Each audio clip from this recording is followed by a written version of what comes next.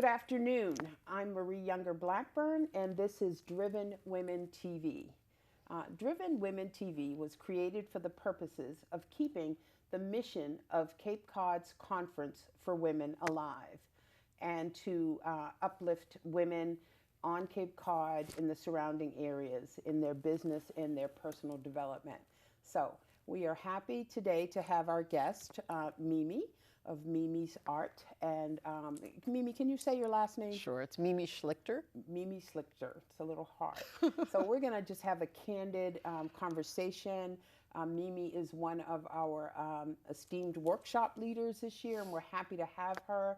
So we're going to have a candid conversation about the upcoming conference and about Mimi's life's work. So I'm happy to have you here today, Mimi. Thank you. Happy to be here. Thank you. So again, the mission of Cape Cod's Conference for Women is to bring women together under one roof and to share useful and relevant information that they could go out and use to be the change in their own communities. And we expand that a little to say your own workplace, your own business, your own family. So, because women are very complex and diverse. So I just want to bring Mimi into the conversation and just say we're happy to have you again and happy to have you as part of the conference. Thank you. Do you want to give our audience a little background about yourself?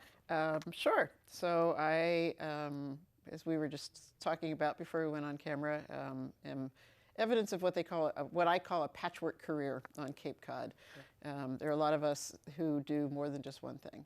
I'm an artist. I have a small art gallery and studio over in West Falmouth. I've painted since I was 12 years old, so that's been a long-term thing. I'm, as of 2.5 years ago, an author, self-published a novel 2.5 years ago, and I have another small nonfiction piece that's going to debut at the conference, actually.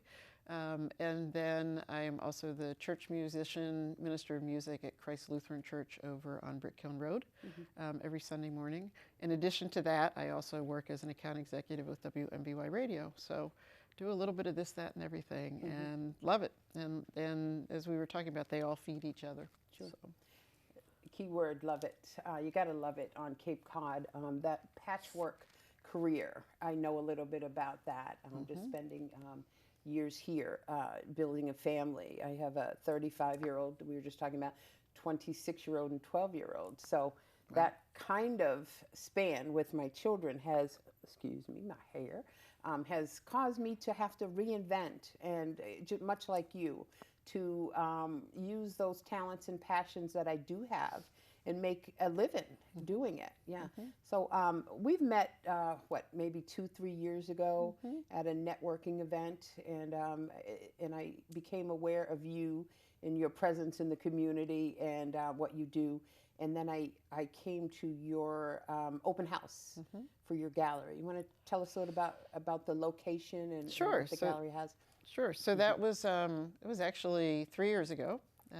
I opened a gallery immediately adjacent to the Chappaquay Grill in West Falmouth. It was actually my second gallery. The first one was on Palmer Avenue, so some people may remember that space. I was near Corner Cycle across from Coffee Obsession for a couple of years, closed it for a little while just due to some personal transition I was going through, and then had opportunity to reopen again right there in West Falmouth. And it's delightful. The biggest complaint I get from people is that I'm not there enough because I am doing these other things. Sure. But it gives me a venue to be able to meet with people. I love the opportunity to engage with individuals about my work. Very often people will come in and say, oh, well, you know, I've tried to paint or I'm writing, and we end up having a conversation about other things that they're doing. So it's not just about me, it's that opportunity to connect with other people. It's that connection, much like the conference. You can kind of guarantee that when you come to the conference with hundreds of other women from Cape Cod and the surrounding areas, that you're going to have the connection and you're going to find those like-minded individuals in the room and people that will be the piece to your puzzle that you're trying to put together to enhance your work. There'll be other artists and authors and women who need your marketing expertise as well and your services with your other jobs. So we're glad to bring that venue for people. So I understand having that storefront where you can come and meet with people. Art here on Cape Cod seems to be big. It seems to be one of the things that draws people here over the bridge. In my experience, I know a lot of friends who are artists and using that creative process to make a living or supplement the living that they have. That is the title of your workshop for us. The purpose of the creative process, correct? It's we're honoring your muse. And how to move forward with that. A little bit more about my story. I actually grew up in South Central Pennsylvania. Beautiful farmland, loved painting that, but I was living in Gettysburg, which is, as I think everybody knows, Civil War battlefield. And as I'm fond of saying, I do not paint bloody battlefield scenes, and so trying to be an artist there was a little tricky. And it's interesting you talk about it, the Cape drawing people here, because I had vacationed here when I was growing up, but the beauty, the water, the sunsets over the water, we have this very rare thing, especially here in Falmouth, that we get to watch sunsets over the water. That doesn't happen on the East Coast, other than Cape Cod and I think the Outer Banks. And other than that, people see sunrises over the water. So we get this amazing splash of color every night, the light, there's something about the moisture in the air that the light is just gorgeous. And so I think it really does attract people to come here, both to paint, to do their creative thing. There's something very soothing. I wrote the first draft of my novel sitting in my car at the parking lot at Surf Drive Beach every morning. So, it definitely fuels it, just I think the beauty of nature that we're in the middle of. We're very blessed and fortunate to have that. I saw you on Facebook yesterday sitting at the beach with no shoes on in February. Yeah. So we are we're very fortunate. I go out to the water every morning and I'm able to get my thoughts together and send out a message of inspiration to people, just inspired by the beauty of it all. And that's one of the reasons why we created Cape Cod's Conference for Women in March, because we wanted to drive people over the bridge at a time of year when Cape Cod's often forgotten. In the last couple of weeks, I've been challenged with that mission. I'm like, wait a minute, is this real? Because the weather's been so good. It's been amazing. There's been people on Main Street, whereas the last 2 years, it's kind of been slower, but we have so much here, and art is one of the things that I find that it was kind of an awakening for me.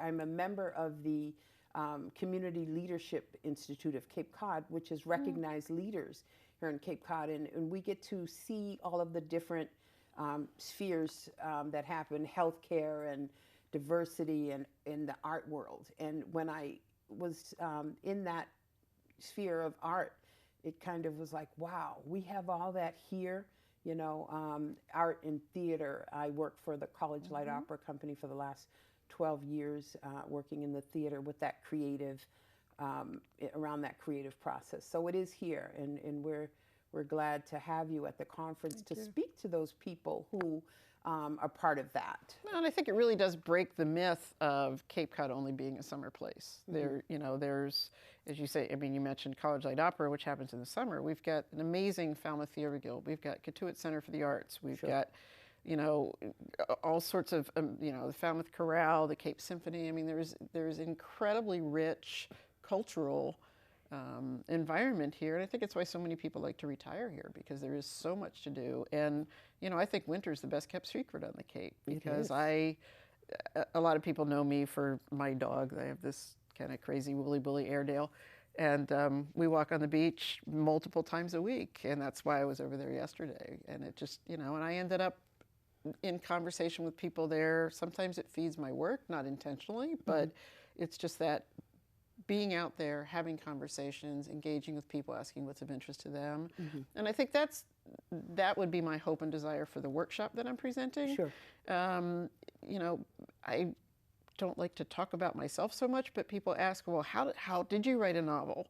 How did you do that? How and there's so many people I just had that conversation before the taping here with one of the staff people that are working on something like that and just not quite sure, like, how do I move this forward?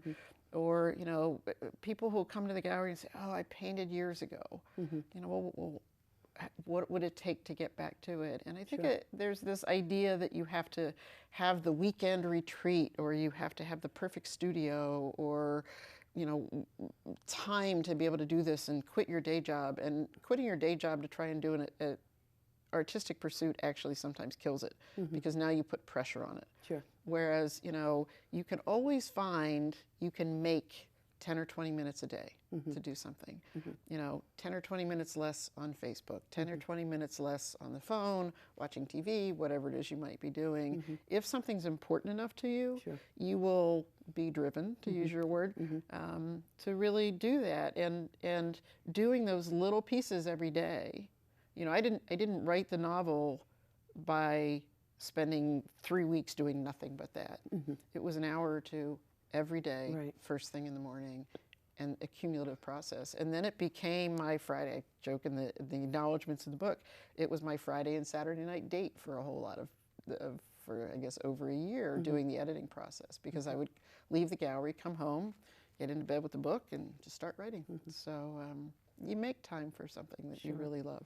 One of my passions growing up was always writing, and I wanted to be a writer. I was inspired by Maya Angelou and Nikki Giovanni. It just, as a kid, it just excited me to no end, and I would do a lot of reading, but my grades didn't match up to my desire. You know, I would write something at school, and I was discouraged by the grade I would get with the teacher. And then there was a life experience years later, having my son Chase, who was born with Down syndrome, and I started writing shortly after his birth in the hospital, and I wrote a poem that was so profound it touched people immediately, and I wrote a poem about Chase and the experience, and the poem was used on the walls of hospitals and at conferences, and so I just continue to write, and I call it inspirational poetry because it just comes out of my heart. And I wake up some mornings and I just let it rip, and the following that I have with the poetry, it's just, you know, I don't know, I'm inspired to keep going and to keep doing what I really know is one of my passions. So I think that's art. It's a huge piece of passion. I have a saying that driven women have driven babies, right? So I just want to talk about your daughter. You were a single mom, and you have one child, and we were talking about your daughter, and I just want you to share what she does for a living. So yeah, we say I only got one, but I got a really good one. I have a daughter, Anna. She's 27, and she lives and works in Brooklyn. She went to Barnard College, had a fabulous experience, stayed in the city, and for the last 2.5 years has been the market manager for a company called Artists and Fleas. If you're in Brooklyn, go to the market on the weekends. It's amazing. 100 vendor stalls, and it's when I say artisans, people aren't sure, oh, are there artists? And it's really more what the millennials would call the maker movement. Okay.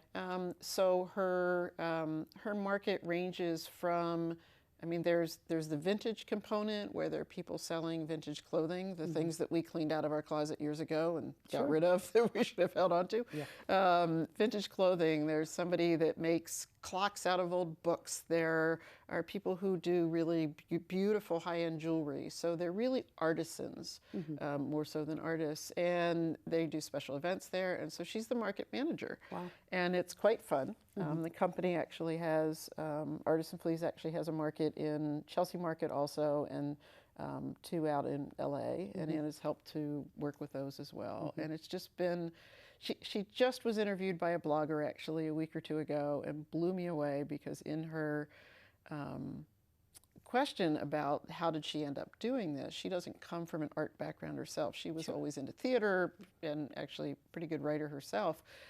Has her own blog about, it's called The World According to Cheese. She fell in love with cheese when she was in Geneva, Switzerland for a year. But, and she talked about growing up with an artist mother and the influence that had. And I had no idea that she was watching as closely as she did. And even though there were financial sacrifices that we made, or challenges that we were up against, it helped to shape sort of what she's doing, that she likes to help. She herself is helping to promote other artists by what she does. And she's awesome. She's amazing. Awesome. I, Did she grow up on the Cape? She did. She went to the Waldorf School and then went to Falmouth High School. Okay. So she's awesome. But yeah, if I may go back to something you mentioned a few paragraphs ago about your own writing, and it's one of the reasons. So I've off and on taught The Artist's Way by Julia Cameron for a number of years, and its subtitle, I think, is something like spiritual recovery and discovery of your artist. And there's so many people who have a desire to paint or to write or to make music or whatever, that somewhere in the educational process had a teacher who told them they weren't good enough. And it squashes that. Sure. And it's so subjective. That's one person's opinion. And so I really, I'm very passionate about and want encouraging people to say, that was one person's opinion. If you do it like you're writing, you do it because you can't not do it. Right. Then just honor that. And we're so product driven in our society that if you take away the, oh, is somebody going to want to buy this? Is somebody going to want to market this? Is somebody, whatever. If you take that component out, then it becomes joyful play. Sure. And then you're just honoring whatever. I mean, you and I are both women of faith, so we share that. You know, if you're being inspired to move forward with something, like, don't stand in the way of Spirit working with you. That's just, it's the way I look at it. You're preaching to the choir. I get that, know. because it's every part of my life.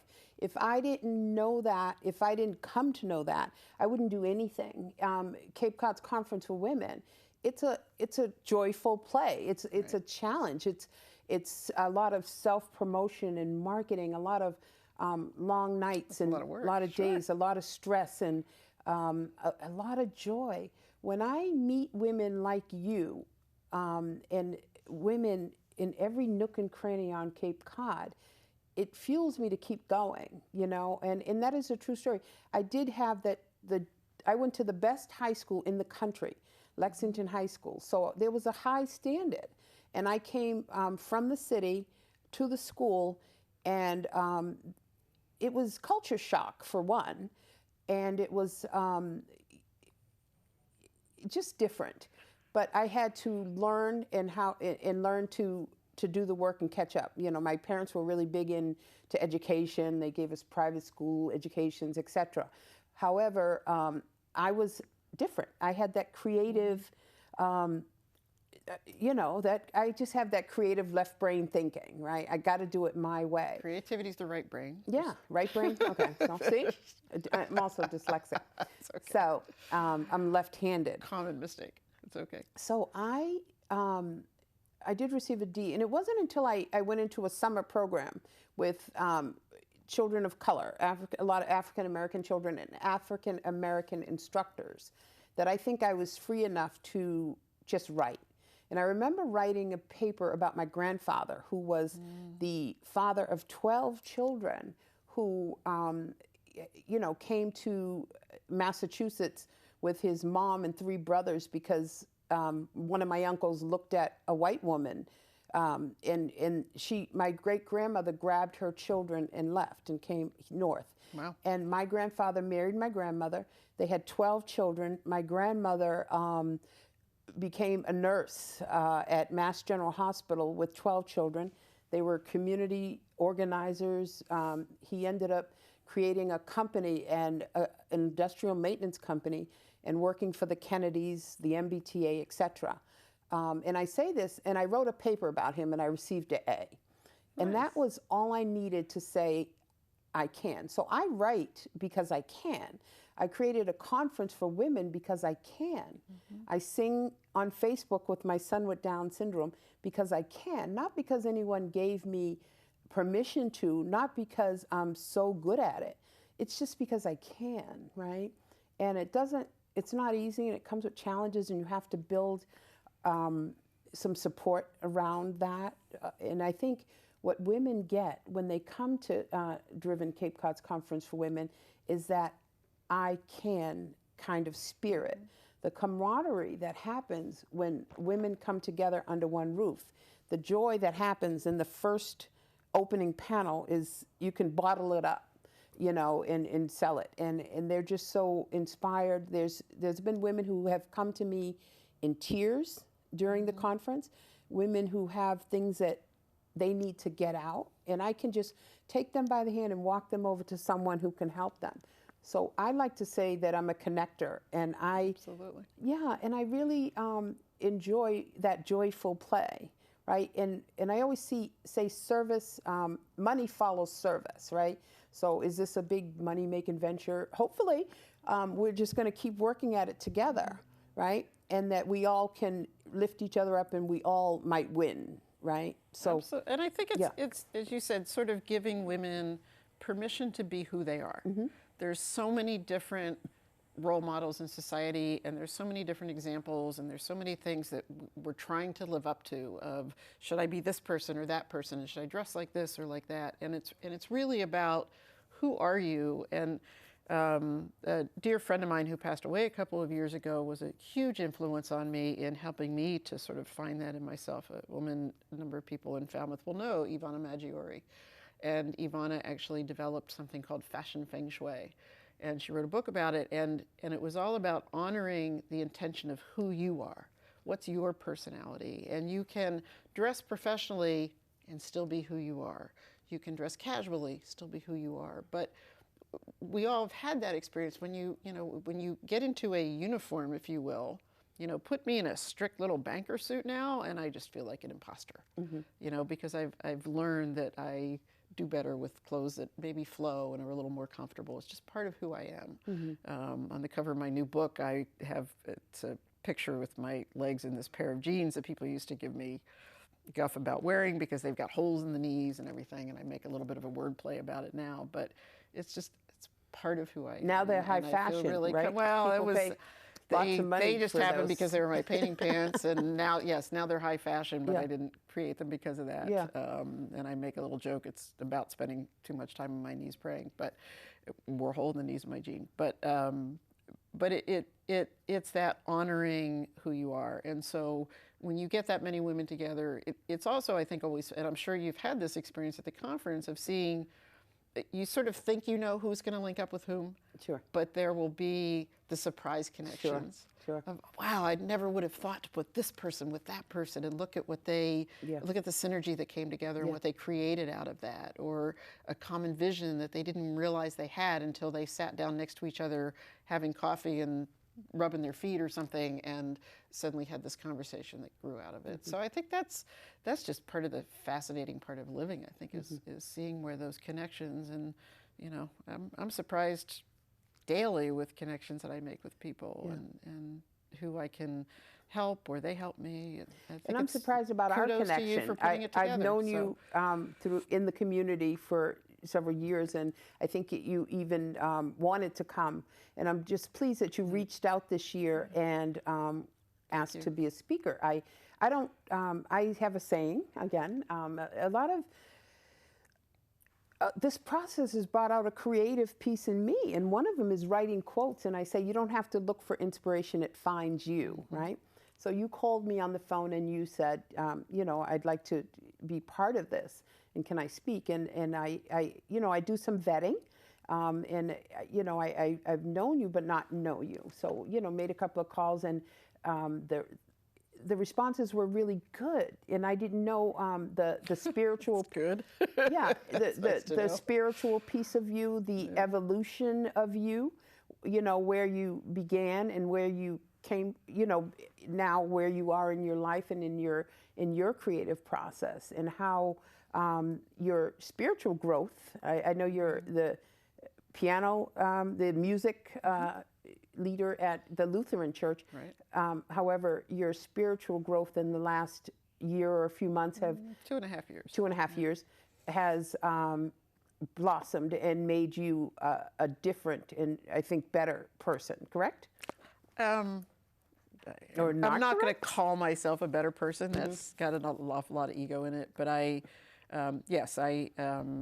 have been minister of music at Christ Lutheran Church for about 12 years. And that's something that I was, a lifelong Lutheran, there aren't a whole lot of us up here at Cape Cod.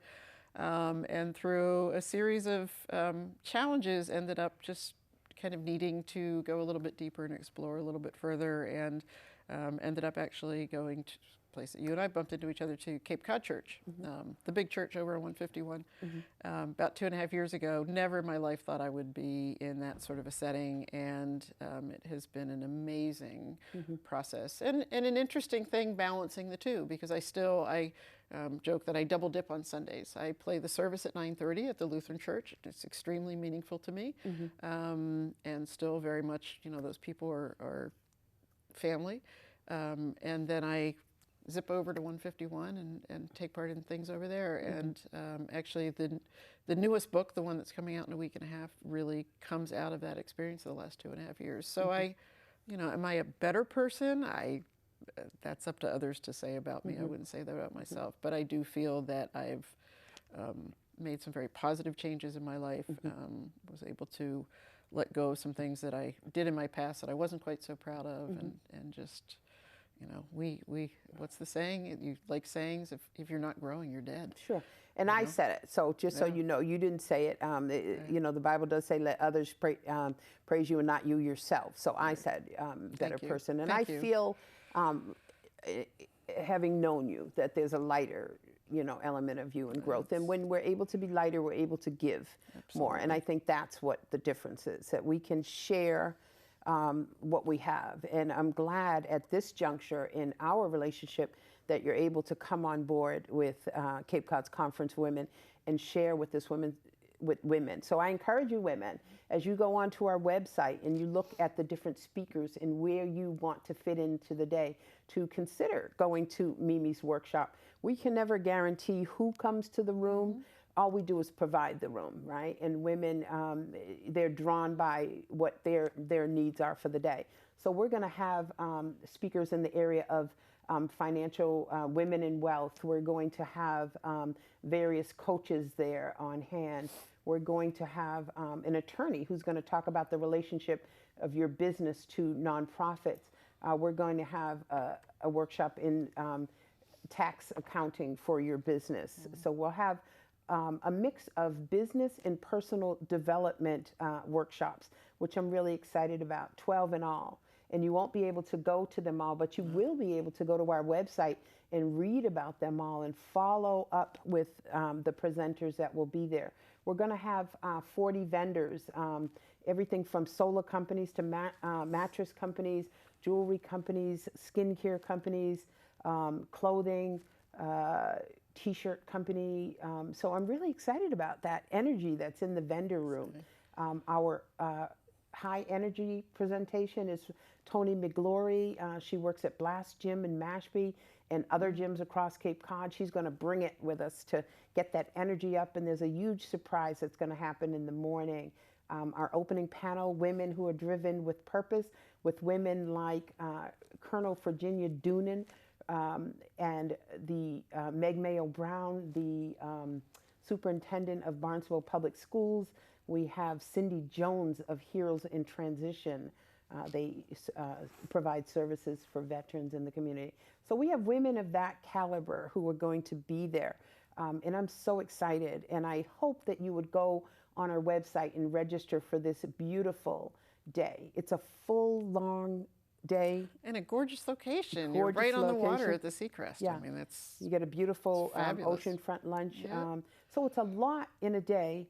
And it has a lot of value, and the value will continue in your life. It's just not about that day, but with the connections that you'll make, with the resources that you'll get, it's just going to be an amazing day, and I'm glad to have you. Those sorts of events can be really, literally life-changing. You meet one person, or you hear even just one idea that you can plug in and make a difference, and you'll remember it for the rest of your life. So again, I'm honored to be part of it. Thank you. You're welcome. Again, I'm here with my guest today, Mimi of mimisart.com. You can go on her website. She is going to be a workshop presenter at Driven Cape Cod Conference for Women 2017.